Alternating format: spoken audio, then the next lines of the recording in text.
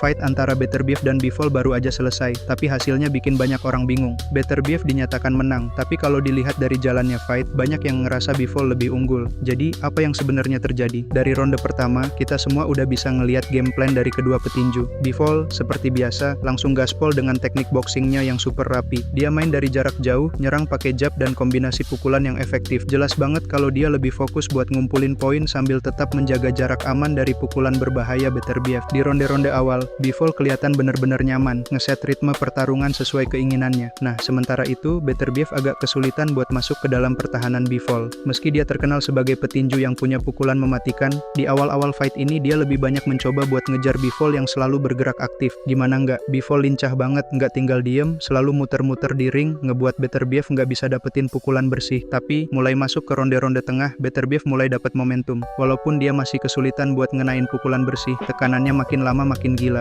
Dia terus maju, ngejar Bivol tanpa henti, berusaha buat nyiksa lawannya secara fisik. Kalau lo nonton live, pasti kerasa banget tekanan yang diberikan Beterbiev. Dia nggak mau kasih Bivol ruang buat bernapas, terus maju ke depan dengan kekuatan yang kayak nggak habis-habis. Inilah yang bikin fight ini jadi makin seru. Dua gaya bertarung yang bertolak belakang. Walaupun Beterbiev terus ngejar, Bivol nggak tinggal diam. Dia terus ngelempar pukulan-pukulan bersih, masuk keluar, dan nggak ngasih kesempatan buat Beterbiev buat naruh power shot yang dia pengen. Tapi, meskipun Bivol terus nyerang dengan pukulan bersih, kelihatan banget kalau juri mulai terpengaruh sama agresivitas Beterbiev. Kadang-kadang, di dunia tinju, juri lebih ngeliat siapa yang lebih dominan dalam mengontrol ring daripada siapa yang lebih efektif dari segi pukulan. Masuk ronde-ronde akhir, fight ini makin intens. Di beberapa momen, seolah Beterbiev bakal jatuh gara-gara pukulan bersih dari Bivol. Tapi di sisi lain, tekanan Beterbiev juga mulai bikin Bivol kelihatan lebih lelah. Tapi kalau dilihat dari pukulan yang benar-benar mengenai sasaran, Bivol jelas-jelas lebih sering mendaratkan pukulan yang bersih. Power shotnya Beterbiev kebanyakan malah cuma kena sarung tinju atau bahunya Bivol, bukan ke target yang jelas. Banyak yang ngira kalau Bivol udah unggul, pukulannya lebih tajam, dan dia kelihatan lebih pintar dalam memanfaatkan celah pertahanan Beterbiev. Tapi satu hal yang nggak bisa kita abaikan adalah betapa Beterbiev terus maju tanpa henti.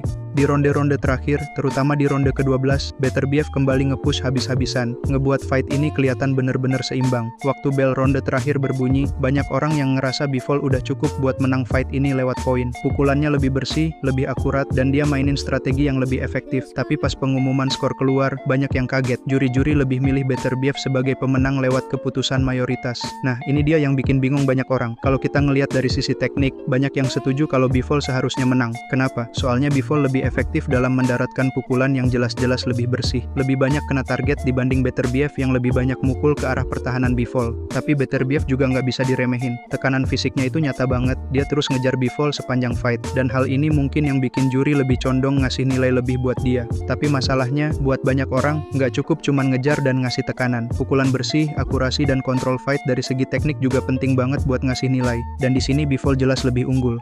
Apakah keputusan ini benar-benar adil, atau ini salah satu contoh lagi di mana juri lebih milih yang lebih agresif daripada yang lebih teknikal? Tapi gimana menurut lo? Apa udah bener nih Beterbiev menang? Atau seharusnya Bivol yang menang? Tulis pendapat lo di komen. Peace.